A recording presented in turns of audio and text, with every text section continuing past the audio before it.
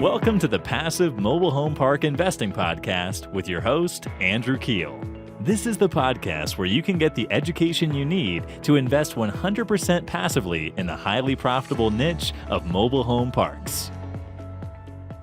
Welcome to the Passive Mobile Home Park Investing Podcast. This is your host, Andrew Keel, and today we have Steve Edel and Justin Gonzales from Due Diligence Partners on the show. Before we dive in, I want to ask you a real quick favor. If you get any value out of this show, would you mind taking an extra 30 seconds and leaving us a review? This helps us get more listeners, and it means the absolute world to me. Thank you so much for making my day with that review of the show. All right, let's dive in. Due Diligence Partners is presently the only end-to-end national due diligence service for manufactured housing communities. Managing partner Justin Gonzales is a Navy veteran and entrepreneur with diverse leadership experience in real estate, finance, commercial aviation, and manufacturing. He is an active real estate investor with over 14 years of experience and has overseen over 150 mobile home park due diligence projects in the acquisition phase to date. His partner, also on the show today, Steve Edel, became an entrepreneur in his mid-20s after working for companies of all sizes in the IT field. Steve became involved in the mobile home park asset class, owning communities, and quickly came to realize that the biggest industry shortcoming was the need for proper and professional due diligence. Justin and Steve, welcome to the show, guys. Thanks for having us. I appreciate it. It's good to see you again. Yes. Yeah, thank you, Andrew. Yeah, totally. Steve, would you mind by starting us out and telling us a little about your story and how you got into mobile home park investing originally, coming from the IT field? Yeah, sure. From tech to low tech, right? I was like, that's a big transition there. Well, yeah. And before I share my story, it's like, yeah, I mean, I'd never done anything real estate related before. So it really was two different worlds. Wow. So yeah, was always in tech, had an IT business, had a marketing business that really grew. And I was averaging 90-hour work weeks, pulling all-nighters, managing a team of 40 something folks. Mm. And something had to give. My wife had a really busy corporate career. And I met an awesome friend, Tim, that owned parks. And this guy, he had just like opposite lifestyles. Like, what is the deal? I was intrigued, man. I was like, something's got to give. I want to know what this guy's doing. Mm-hmm. So that was the start. And so my wife, Kristen, she goes to a Frank and Dave mobile home park boot camp, comes back, says it's awesome. And I'm like half paying attention because I'm like, I'm running a business here. Sounds great. And she's like, I think that was 15 years ago. And wow. She's like, I think this sounds really good. It might be, might be something for us to look into. So she purchases our first park while I'm like still half paying attention. The park does exactly what it's supposed to. A year later, as I'm starting to sell the business, I go to the same Frank Dave boot camp, make really good friends with the guys. And the rest is history. And so, fast forward, long story short, I worked with Frank and Dave. I sourced dozens of deals. I sourced like 50 different parks. That was another business I did. Of all the wholesaling for them, or like how did? So no, I was actually sourcing and assignments. Oh, assignments. Okay. I created an assignment business, which I did for 3 years. That was awesome and fun. And then I partnered with Frank and Dave on a bunch of parks. I owned some myself, but owned many more later. And the part of it I always liked doing the best was due diligence, right? We all have our favorite part, right? For me, it's just always due diligence. And so one day I had an epiphany. I'm like, why not just formalize this thing, see what happens? And that's how it took off. Within a year later, it just really took off. Justin joined the team, and then we really, just continued to formalize it, build everything out, and probably leaving a whole lot out. But that is the shortest version I can give you of, I've had many businesses, but that's my short version. That is so awesome. And I know, you and I just met at the Texco event, in the gym. So out of all places, which was really cool. And I got to learn a little bit about you. But let me get this right. So you guys bought your first park 15 years ago. So that Yeah. was around like 2010, 2009. Like I think everybody and their brother wishes they got in the business at that time. Would you mind just shedding a little bit of light on like what it Uh, was like, or was it just all buying 10 Oh caps on man, actuals? I mean, I love that you say that because it was 2009, and that rings a bell now that you say that. And in hindsight, like I'm like I have I have a very vivid memory of it. How on the fence my wife and I were for the deal because we were such rookies. It's like what mm, every single rookie does, right? yeah, Every um not mistakes, but just outlook. And you don't know what you don't know. yeah. And so we were looking at analysis paralysis. We're looking at all the numbers and it was a 7 cap. And we're like, oh, the park is in New Braunfels, Texas. All Oh, right. So we were so on the fence and almost didn't pull the trigger. It was from a broker. We're like, I don't know. I don't know how much we can raise the rents. And I think the rent at the time we bought it was maybe 260, wow. and now it's at 650. It worked out for you. No.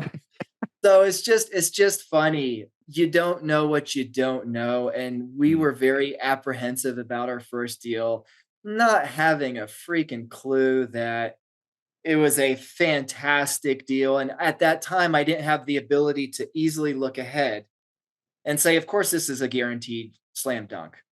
So Very that similar story. was fun. One of my mentors, Ryan Smith of Elevation Capital, he lives I in know, Orlando Ryan. here. Yeah. He tells a story about how he was looking at a deal, and I think it was in Jackson, Tennessee. It was his very first deal, him and his wife Jamie. And before closing, he like went in the bathroom and threw up because he was like so nervous. He's like, "What am I doing?" Like this is, it was a big risk, and now he owns over yeah. 10,000 lots. So, yeah, that analysis paralysis thing, I think that kind of plays into doing good due diligence and how that can kind of ease some of those worries. So, just real quick, because I know you still own parks now, Steve. How many parks do you own? How many lots does that equal? Yeah. I still own a dozen parks in Texas. I'm not actively buying any more for myself, but I love to help out friends, family, employees that want to purchase. 700 lots total, Nice. and before then, I sold at least probably about 20 parks in the past. And for a while now, I've had a dozen parks in Texas, and looking to hold on to them for a while. That's awesome. That's fantastic. And how, Justin, we'll move to you. How did you and Steve get together and, start this venture?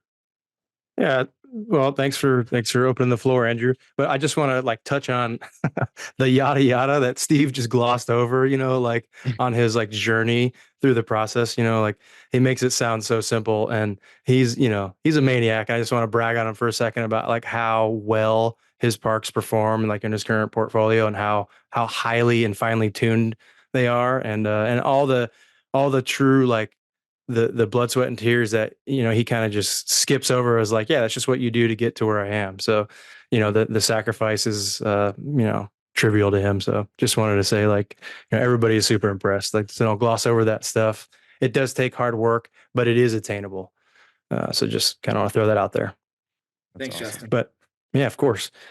As far as like, my story, yada yada, I did some stuff, and then before like it was like the end of 2020, we're like everybody's just like, what are we doing here, like I'm kind of like working from home for this capital manufacturing equipment company. We're making agriculture equipment. It was like a startup, and we were making it work. It was for industrial hemp, and it was a good opportunity at the time. Total random, right? Like it's nothing to do with real estate. Why am I even on this podcast? The CEO of my business school said, "Hey, there's an opportunity that I think you need to take a look at." And I came and, met with Steve here, and he's like, "Hey, I'm ready to transition out. I need some help growing this company or just, maintaining it, whatever. And this might be a good fit for you." So 1, 2, 3, we partnered up, and like he said, the rest is history, so I've been here at the helm, quote unquote, since then. And been working hand in hand to provide this service to the industry. It was obvious to me how much of an opportunity it was to work with smart, motivated, dedicated people, that are trying to get into this industry. I saw a population that's being underserved, and that, affordable housing is always in need. It's, you want to say like recession proof, like it's not going away, it's only going to be more in demand if things keep going the way they are. So, yeah, it was Totally. yeah. So No, that's fantastic. Wow. And yeah, now it's 2024. Maybe just step back and tell us a little bit about Due Diligence Partners and like what that process looks like, and what the full service is that you provide to, operators in the acquisition phase. So let's start with the pieces of it. And there's two pieces of it, and that's the offsite and the onsite.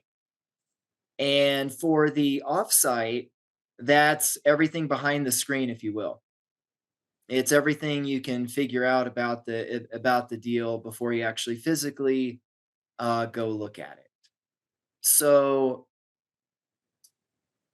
from it's kind of fun to look at how you would approach a new deal from, when you compare the rookie investor to the more experienced investor, right? So you're the rookie investor and you go to Frank Day boot camp, which is awesome, but it's a 3-day boot camp, right? If they cover all the things you should know, or all the nuances, it would be a 100-day boot camp, but it's not. Yeah. It's a 3-day boot camp, right? So there's all the basics that we all know about for offsite. You ask for the DD materials, you ask for the rent roll, you ask the city what the type of zoning is, and so forth. And so that's the offsite stuff. And then there's the onsite piece of it. So where does DDP come in? So DDP comes in where we've got 600 tasks total, give or take 50. Wow. And that's a lot of things on the list, right? Well, the list is only as good as the person that's using it. So if one of those things on the list fails, it spawns off 10, 20 other things that we look into. I could give you a billion examples, but let's just say, for example, the zoning thing, right? The very first thing that happens on day 2 is we kick off about 30 questions on average to the city, asking them about all the zoning and compatibility and usability and code issues and all of that. Well, it comes back and it's a legal non-conforming park. Well, that's just about every park in America, right? We've got 50,000 parks in the US. And so now what? Well, with our experience, it's then we dive in and there's so much back and forth. Legal non-conforming doesn't mean anything these days. There are so many underlying restrictions that if you don't know what to ask, simply not going to find out. You're not going to uncover it, right? For example, does a new buyer trigger this and that? Are there home age restrictions? So many things. So that's the offsite piece, right? Then there's the on-site piece. The on-site piece is everything from droning technology. And when I say droning technology, it's not like a pretty flyover. We have commercial software where we pre-plan a flight. It's autonomous, takes off, takes hundreds to thousands of pictures, and then when it's done, stitches them all together for an interactive 2D, 3D topography map that we use to get exact numbers and measurements and even quotes like on everything. So then the on-site piece of it is, and here's the part where like Justin yada yada, he glazed over it. Well, there's just like so much management Justin does, so much work Justin and the teams do, because there's the on-site team and there's the off-site team to coordinate everything. It's just never ending. And so whether either you're like the rookie or the experienced investor, not too many folks want to follow up with the vendor 4 times. Yeah. That's the on-site. Yeah, it's crazy. And so the on-site part of it is everything from insane amounts of coordination and follow-up with not just vendors, but even management, on-site management, right? Because like, cities especially. Yeah, municipalities to follow up with them. Like everybody else is for. Yeah. crazy amounts of back and forth. And so, take a simple example, asking the manager to make sure everything is unlocked so you can go in the homes. Yeah, right. You show up and there's hardly any keys for the homes and nobody's gotten the required notice they were supposed to get to go into the homes, right? Yep. If you don't know what to ask, it just doesn't happen. And so the on-site team coordinates all this stuff ahead of time, especially if there's private utilities. Then we've got operators involved and knowing what level of operators they are and yada yada. Yeah. And, State EPA requirements, things like that. And I think we should step back for a second because we're kind of diving into this and getting in the weeds. I know it's hard to. I think not to. Other asset classes, right? Like I dabbled into self-storage, right? And like the due diligence was so much more straightforward, right? Because it's just metal boxes on a concrete slab. Sure. Where with mobile home parks, a lot of these assets are 50 years or older, like extremely old assets. And the utility infrastructure is such a core component of what you're buying in that land improvement. And well said. And when they're that old, you really like we haven't even really talked about that, right? The whole utility infrastructure, but like that's a whole, undertaking to test the quality, and it can extremely affect your CapEx budgets and expense ratios and so forth. So I think that's why we're kind of talking about this. Is due diligence is a lot, and if you don't have a team internally and can afford to like do that, your guys' team handles that in-house for service. And I think it's brilliant because I was telling someone the other day, when you go to the Frank and Dave boot camp, you get this 30-day due diligence handbook, right? And it kind of covers, a lot of the big stuff, right? That is better than not having anything. But, I think it had like 50 checklist items in there. And now that we've bought, as many parks as we have, our list has grown to 350 checklist items. You just said your guys is 600. And you guys do this all day, every day. So like that is what you're paying for, is that experience, which is, tremendous, because there's little stuff, right? Like one mistake that I made, I didn't meet with the power engineer on one of my acquisitions. I only met with an electrician. We went and looked at all the pedestals. They looked fine. There was some missing conduit here and there. So, we got a quote to get that covered up. But we didn't meet with the power and company engineers to realize that, oh my goodness, there's only 5 transformers in this whole 61 lot mobile home park. Weird. There should be a transformer for every 5 or 6 homes. Otherwise, you're going to have brownouts, and you're not going to be getting juice to especially new homes that come in with 200 amp panels. So had to, and then the power company, which normally 90% of the time pays for new transformers, this one didn't. So we had to buy new transformers and get those installed, which are those are not cheap. So that's kind of why we're looking at due diligence and why it's so important. I guess one thing that we had when we posted on LinkedIn, people wanted to know your horror stories, right? They wanted to know what are the things you found in these mobile home parks that just were like super scary. I mean, a lot of these mobile home parks are owned by mom and pops who do curious things, right? Like put a lot of underground storage tanks, and they put concrete on everything. Maybe you guys can tell us some of your horror stories. How about we start with you, Steve? Yeah, sure. And talking about on-site though, that can like kind of segue into some of these crazy stories. Is the other way to summarize on-site is it's a team of 2 to 3 people that are on site for 2 to 3 days. Yeah. So everything comes out, all the horror stories, all the craziness, everything comes out, versus when you're a rookie buyer at the beginning, you can't spend more than an hour or 2 on site because you don't know what to do with yourself. You don't know what to look at more. You don't know what more questions to ask. So who to ask, right? Like the plumber that the seller used, it's kind of important to get him on site if you can, to see where he fixed water main lines. Like if you're talking to just some random third party plumber, he's not going to have that insight. So I agree. Yeah. Or you just have, more important things to do with your time. You're looking at 15 deals. You're like, I don't have 3 days to spend at this property, but you need to, Totally. So crazy stories. I would say what comes to mind to share with your passive investors is probably things related to infill. I mean, at Mm, the end of the day, that's everything is based on the usability of the Mm. property. That's it. End of story. yeah. And there have been many crazy stories, but the ones that hurt the most are when you can't do what you want to do, your intended use of the property or your intended expansion. And so, like one that comes to mind, there was a park in Missouri, and on paper looked great, numbers pretty good. And one of the vacant areas was 40 lots. Cool.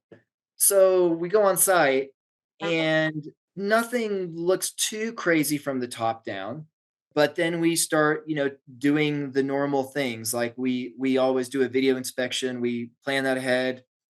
We've got vendors and backup vendors scheduled because inevitably we'll have issues with vendors. And so we start to probe around and we can't.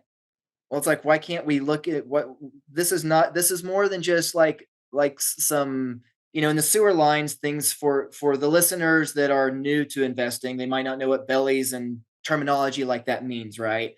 Mm, But generally, your infrastructure is half of the value of the property. And so you need lines and you need things to travel through those lines freely without issues.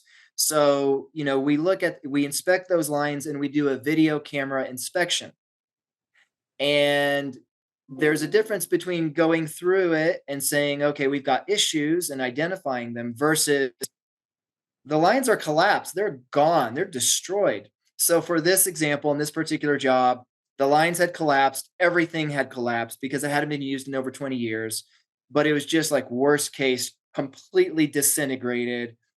Got a hold of a particular person in the city after the fact because then we had to ask questions about permitting and would there be issues with getting those lots back online. And it turns out one of the people in the city knew about it. They're like, oh yeah, those, it just wasn't disclosed by the seller, right? mm, So here we've got 40 lots gone, Yep. would have to be completely redeveloped. And somebody in the city even knew about it. So that's one. Justin, I'll let you share some more, but that's like a small. I have many bigger horrible stories, but that was the first one that came to mind. That's just a very straightforward infill issue. yeah. And if you're planning on infilling, that's why like a lot of people that we've had on the show, previous operators, some people stay away from infill because, there's more risk, there's more things that can go wrong. But if you didn't, try to camera those sewer lines and you're budgeting $25,000 per lot to come in there and put homes on those lots, then you get in there and you need $300,000-$400,000 in new sewer lines, Or your more. budget's out the window. Your Yep. 20% IRR is now, a lot less. So it's really, really important on the forefront to get proper due diligence done. So yeah, Justin, you got a story for us? I've got a few. I mean, I've got a lot. I mean, there's a story for every single park you look at, really. Yeah. And I kind of love reading through the, investor groups on LinkedIn and stuff because I hear people like, oh, I just did this or this was the mistake I made. And frankly, from like, like a passive investor standpoint, like I like seeing that stuff. I'm like, cool. You've been baptized by fire. You've gone through, like you've gone through these things because it really does take the experience to know what you're looking at. Some of the, kind of on that same property, just to like expand on that story that Steve was just talking about, he said the lots haven't been used in a while. And you're like, well, why not? Like, because brokers or whoever else, not to just throw them under the bus, but, they're doing their job. They're trying to sell a property and they're like, oh, there's tremendous upside. There's 30 vacant lots of this thing. And then we go on there and there's like grass growing over everything. And it was like, these clearly have not been used in a long time. We're like, what's going on here? On top of the sewer lines being completely collapsed, which is probably the reason why they hadn't placed a home there, we then, the offsite team went to the city and they had this like 12-month vacancy rule. So even if you wanted to bring the homes in and assumed like, okay, I'm going to underwrite the appropriate amount of money for these, replace the utilities, it was like, hey, if your lots have been vacant for over 12 months, you lost them. And the reason for that and why this is so important to talk to the cities is because they had plans to completely redevelop the area into like this like new community center. They just wanted this thing gone and they were doing everything they possibly could to get rid of it. So, this is like a like a cake for an attorney, right? They're just like, yes, let's fight the city. I imagine, because they're just they're throwing everything they can at this property to get rid of it, to shut it down. One thing that kind of just talk about a different story. We ran DD in this park, and it was like northern Wisconsin. And one of the things we always do is lease audits, and we always look through the lease audits, and we're looking for quirky stuff. We're like, what's in here? That's we're not attorneys, but if we see something that's clearly outlandish or weird or completely lacking. And one of the things that we noticed at this property was there was no mention of like compliance with local regulations or anything like that. It was like tenant-owned homes can do whatever they want. And we're like, okay, this seems weird. It's like not a good recipe. Well, on-site team gets to the property and we're going through and we're like, these sheds seem kind of close to the homes. This is like a 250 lot property. And we're kind of like, we fly the drone, like Steve said, and then we did our digital measurements, which is accurate to like an inch. And we're like, these sheds are about 3 feet from the homes. And again, there's a lot of them. We're talking hundreds of sheds here. Well, come to find out, we report that back, to the offsite, and they're like, the shed's got to go. Like it's a health and safety violation. The fire chief was like, nope, like you can't have those. It's, the fire can jump from the home to the shed. They're all wood. Should have mentioned that. And he was like, I'm not having it. So you're not going to get a operating permit until these are removed. So the new buyer had no idea until we found it, of course. And the seller was basically like, well, I'm not going to get rid of them because then I got to disrupt my tenant base and get rid of all these sheds. It was a giant nightmare for all, 250 tenants to remove their sheds basically from this property. So it was just a little gotcha. A major problem. And I think it's important Major to know problem. too, that like, going in, you may be using a local bank or a credit union to buy these mobile home parks, right? Because they don't fit the mold, right? So most operators, that's who they're using. But then when they refinance, they plan like us, we plan on using agency financing. It's like the best debt available for mobile home parks there, or like conduit CMBS financing. Well, when you go through getting financing with the agencies, for example, they are very stringent. They have their own engineers they send out to the property. They have their own phase one person, their own Alta survey person that they're sending out to the property, and they're going to find everything. So, we got just a boundary survey on one of our parks we bought, when I first started, and thought that was sufficient. And then we went to refinance into agency financing and found out that 6 of the lots had gas lines underneath of them, which that would have showed up on an Alta survey. Yeah. The Alta survey was like $7,000, and this was a 50 lot park. And we're like, the credit union that we used to finance the deal only needed a boundary survey. So there's other reasons to kind of do a full look of these properties, because again, the newer homes are longer and they lay differently on these smaller lots, based on when the park was developed. So that's really true. good. That's good. Steve, let me throw a question your way. If you were looking to invest passively with another like mobile home park syndicator, general partner operator, what are like the top questions you would ask of that GP, before investing with them, knowing what you know about due diligence and everything and your experience, so forth? Sure. I mean, to approach it from put my investor hat on, I would, for me, track record's everything. So I have a hard time investing or working with anybody that doesn't have a proven track record. So for me, that would be number one. Number two is, as an investor, I would be curious about how the property is secured. Like I've had some friends that have invested in a few various funds, and a few of them got burned because they didn't look at the fine print and they didn't look into the details of how the payouts would happen, and or how, even if and how much the risk was spread. So for example, I mean, you can invest in just one property, or you can invest in a fund where the risk is spread across 10 to 20 properties. And then Exactly. if you have one blow up, who cares? Mm. So that's what would come to mind for me from just strictly from a standpoint of securing my investment. From a due diligence standpoint, I would probably be very annoying. I would, again, if the company had a proven track record of this not being their first rodeo and it's their sixth fund, then I'm like, these guys do and I mean, like, I have a company that comes to mind, right? They do 80% of the DD work that we do. Okay. They Mm. have over 300 parks. And inevitably, some of the parks blow up Mm. because shortcuts were taken to look at certain things on the infrastructure or whatever. It doesn't matter. That's okay. They've already assessed that risk. And when one or even two parks blow up, if it's part of a portfolio of 20, it doesn't kill the deal. It doesn't affect. Everybody still gets returns and distributions.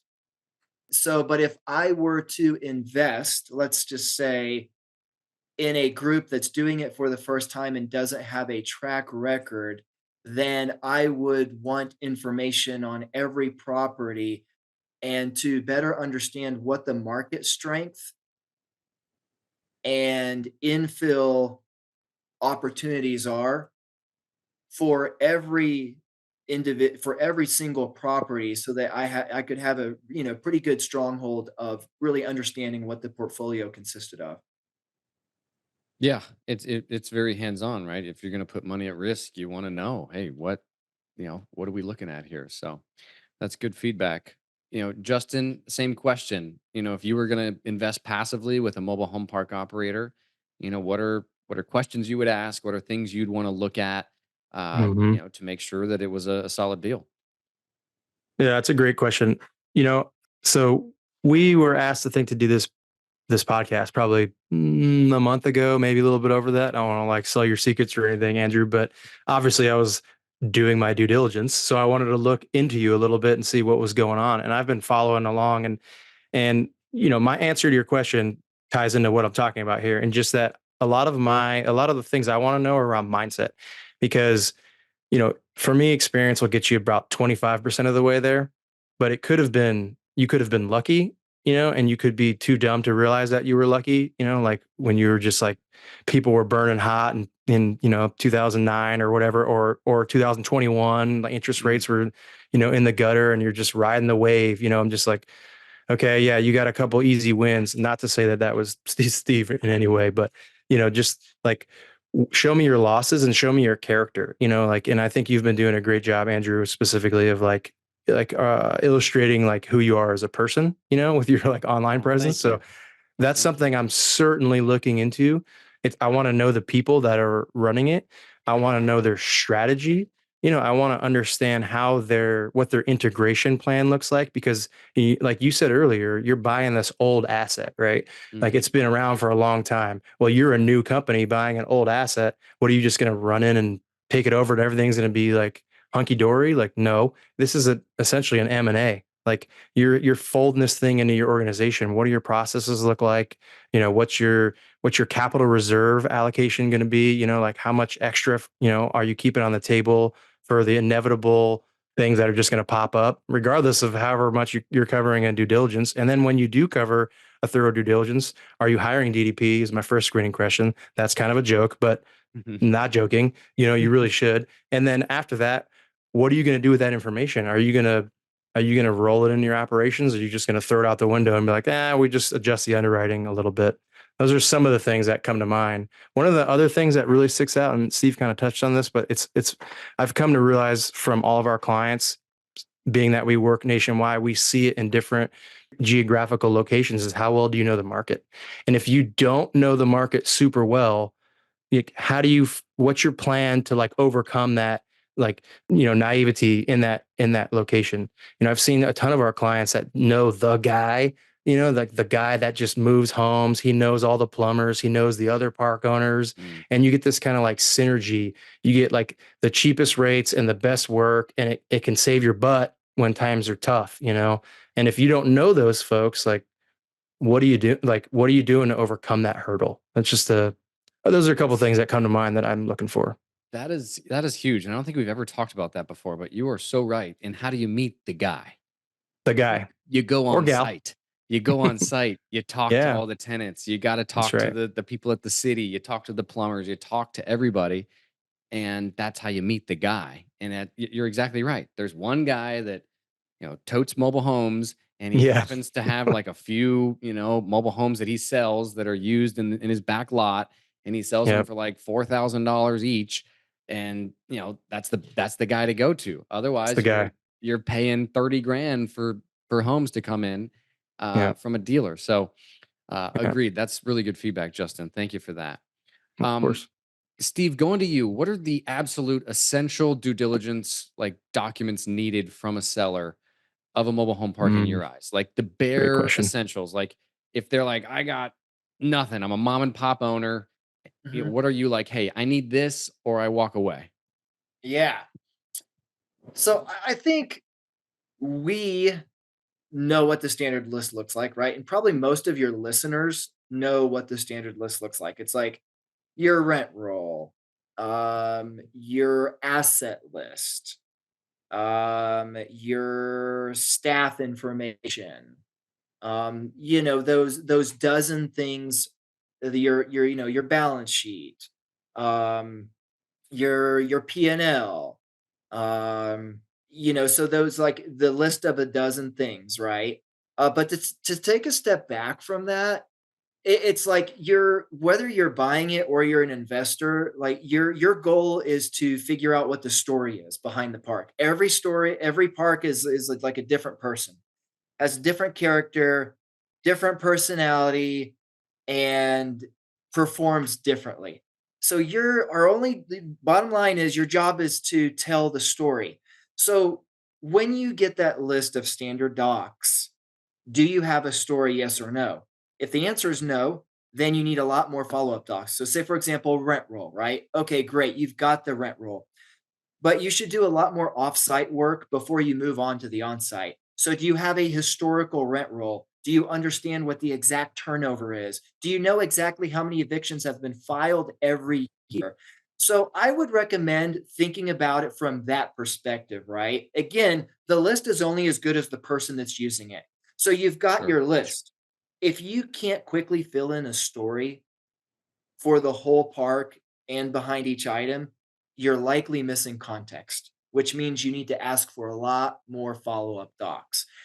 And my last point on that is, especially if you're if you're a rookie investor, don't try to work everything into the PSA, the purchase agreement possible, because that can scare off a seller. Mm. I think the best way to approach it, as far as as far as just initially getting the deal under contract, is to stick with and ask for your standard dozen items. Keep it simple. After the fact, as soon as you've got it tied up and under contract, the leverage changes. Now the buyer has more leverage. Now you can ask for those things that you need to have. We have to have, like, for example, we ask for 100 more items after the fact, and we always get them. And that's because we need to paint the whole picture, fill in the story before we go on site. Yeah, I think, yeah, it's tough because I just find us, with mom and pops that have very, handwritten rent rolls, and their financials are mixed up for some reason with other business interests, and there's just weird stuff happening, right? And you're trying to, like you're saying, you're trying to write the story of, oh, her daughter is the manager, that's why they're paying her $100,000 a year, and you're just trying to identify this stuff, and then you always hear, oh, if they pay me in cash, I kind of don't put that on the books. I put that in my pocket. So you're hearing these things, and you're trying to take it, at surface level. Yeah. But if you don't get a T12, for example, which, Eh, happens a lot, because people, we're asking for tax returns, and they're saying, hey, that's confidential information, I'm not sharing that with you. You're like, oh, can I get a T12? They're like, what's that?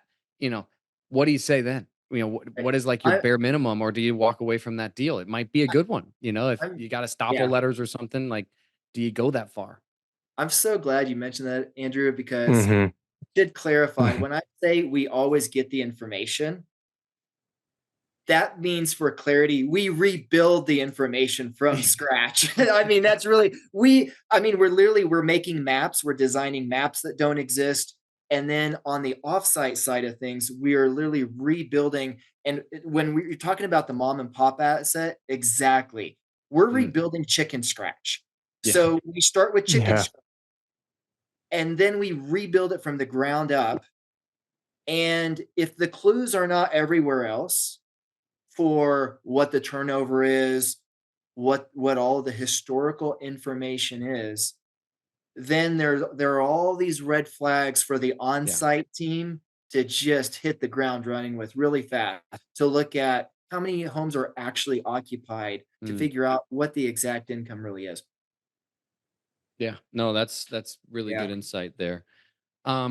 Justin, going over to you, what equipment is absolutely essential when completing on-site due diligence in your eyes?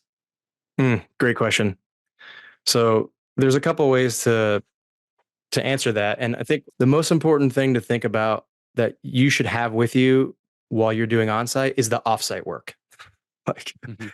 I know that maybe sounds silly, but it's not like a trick answer. It's just like, it's all the preparation that you did before you got there. It's the list of the vendors that you're planning, on meeting, and the schedule of when they're going to be there, and the backup vendors.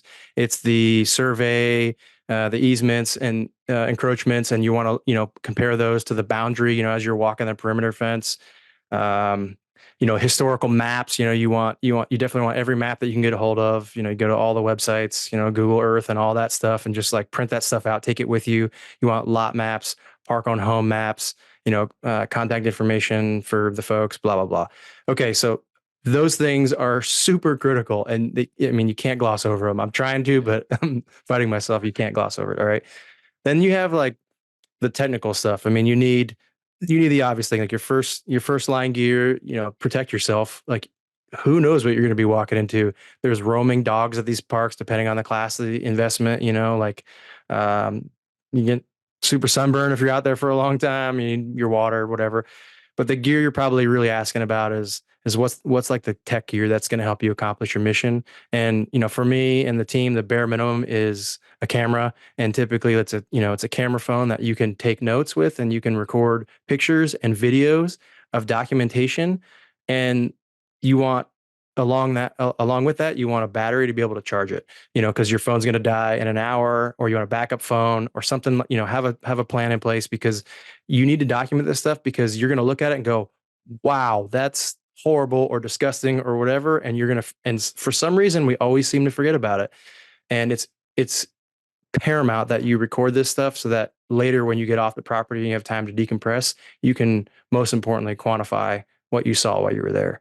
So I think kind of luxury item, get a drone company to come out and do the mapping for you. And that way you can annotate and quantify the things that you find, on the property: potholes, spider cracking, things like that. Yeah. Trees.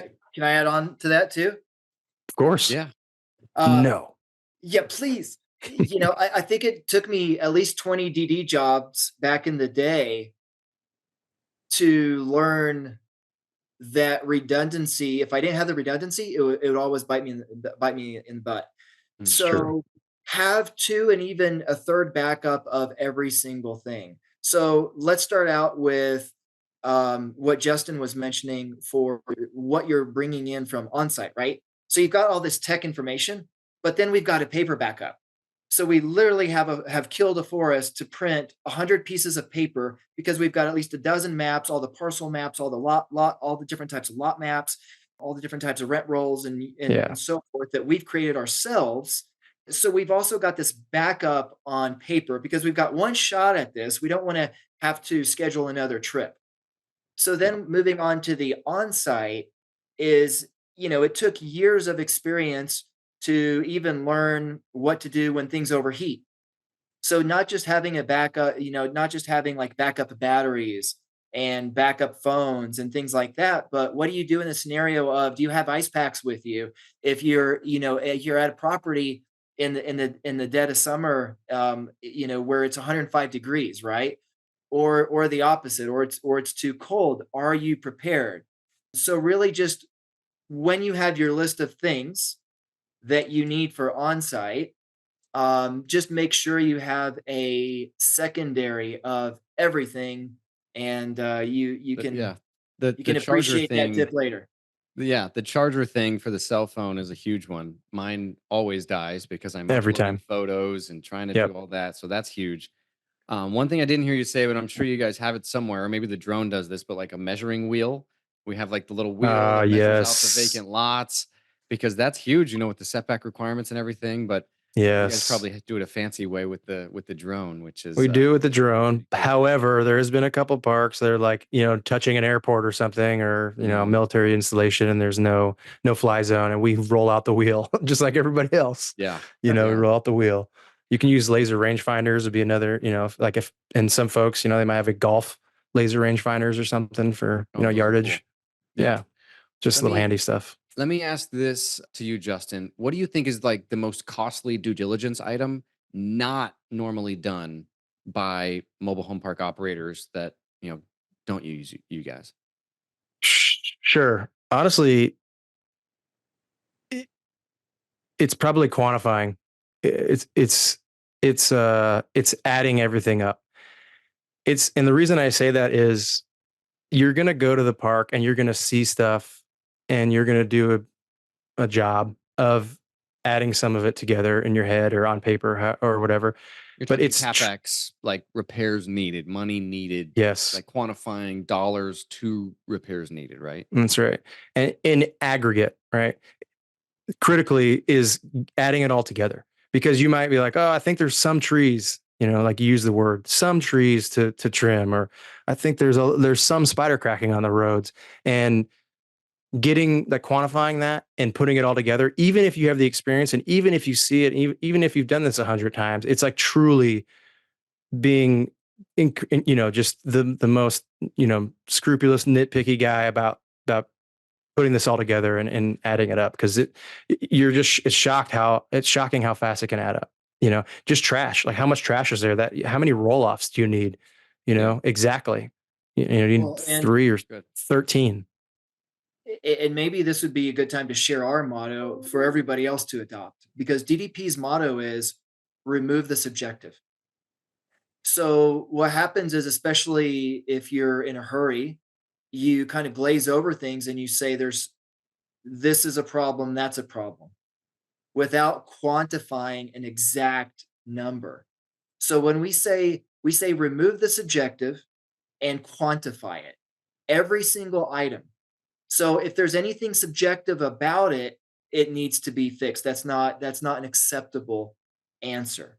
So for example, like for on-site, the average deferred maintenance we find, this is again, this is an average, it's $220K. So in our reports, every single thing that comes up and is found and identified goes into 3 cost buckets: 0 to 10,000, 10,000 to 50,000, and 50K plus. And then at the end of the report, and then there's an aggregate, and it totals, this is how much. Okay. So, I mean, we've had parks that we found $1 million in deferred maintenance. So that's the beauty of it. When you remove the subjectivity and you quantify it to an exact number and accompany it with picture and video evidence, it becomes more material fact and it can't be disputed. And so what happens is, like, one of the industry trends we're seeing is there's still a lot of retrading going on. But you can't retrade, and for newer investors, retrading means a bunch of things that have accumulated that are definitely beyond what the expected, property it was, and so you are asking for a deduction in the price of the sell. But what you often see is that it becomes not an argument or a battle; it's just differences of opinion depending on how it's presented. So if you can present the information with everything adding up and it's quantified and the subjectivity is removed, it's like it really, really can't be, it really can't be just, it can't be disputed, which is good. And then you can Yeah. decide if you want to go to the seller and ask for a reduction or a repair credit. No, I think that's super valuable. And maybe you decide, hey, this is what we really need. This is what we'd like to have. to try to come to a new number. No, that's really important. I want to ask this to you, Steve. What do you think the perfect mobile home park looks like and why? The perfect mobile home Like, park. what are your parks? You got a dozen of them, I do. All of my parks are absolutely perfect. They do perform well. So they are perfect for what I look for, which is stability, right? I've got operator friends that all they could care about is infill, period, end of day. Like how much meat is left on the bone for them to go in and fill up, 100 more lots. For me, my buying strategy never changed. It was always find stable parks in super strong markets. And I happen to score with that. I mean, half of my portfolio is in New Braunfels, Texas. I have 6 parks in New Braunfels, Texas. It doesn't get hotter than that. Wow. And of course, they stay 100% occupied. So for me, for what I want as an investor, and to be as passive of an investor as possible, it's filled up stable parks. That's my idea of a perfect park. For you, I'd love to hear what yours is. What's your perfect park? Yeah, like you said, it's different, right? And I look at it from like a value standpoint. Like, hey, is it a 70% occupied park? So there's some room for some infill? Is it direct build public utilities in a market with a median home price over 250K? If it's the perfect one, maybe it's 350, right?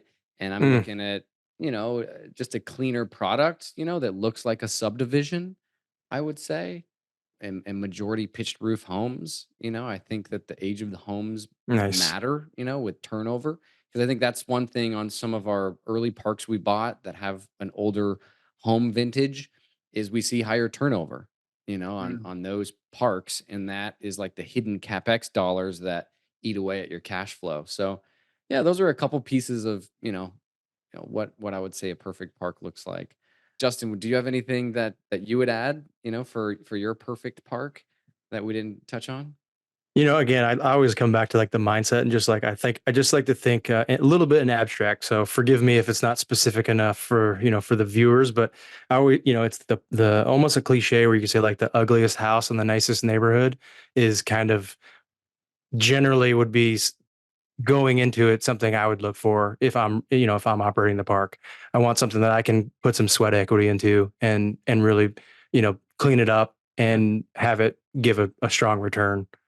Totally. Yeah. Sub-meter water, sewer, kind of do some of that kind of stuff to really add tremendous value. That's awesome. Well, dude, undermanaged. Guys, we've covered so much in this episode. I know we've kind of ran a little long, but thank you for coming on the show. If anyone would like to get a hold of you guys or DDP, what would be the best way for them to do so? Well, you can send us an email, just justin@duediligencepartners.com would be great first line of contact. Go to our website, duediligencepartners.com. It's the easiest way. Awesome. Yeah. Thank you so much, Justin. Steve, before we log off, what's one last bit of important advice you would give an interested passive mobile home park investor? I'd say figure out what your definition of passive is. It's funny how different passive is one person to another. So is your passive, ask yourself that lifestyle question. Do you really, will you be happy and will you be okay being completely removed from what's going on? Or are you always going to have your hands in it? So I would say really, understand yourself, and it will only help you out and whatever team you're working with better to start out with that clarity. That's a good point. And for a lot of people that have like W-2 jobs that are completely out of real estate, like, do you have what it takes if you want to be active to do the due diligence and everything that's required to buy a property? Or would it be a better fit to be passive, and invest with an operator that has a track record and does the proper due diligence and has the time, full time to dedicate to that? So that's good feedback, Steve. Thank you for that. Well, Justin, Steve, thank you guys again for coming on the show. This was awesome. It was our pleasure. Thank you so much for having us, Andrew. Thank you, Andrew. Appreciate your podcast. Yeah, that's it for today, folks. Reminder, please leave a review if you got value out of this show. Thank you all so much for tuning in. Would you like to see mobile home park value add projects in progress? If so, follow us on Instagram at Passive MHP Investing for photos and awesome videos from our recent mobile home park acquisitions. Once again, that's at Passive MHP Investing on Instagram. See you there.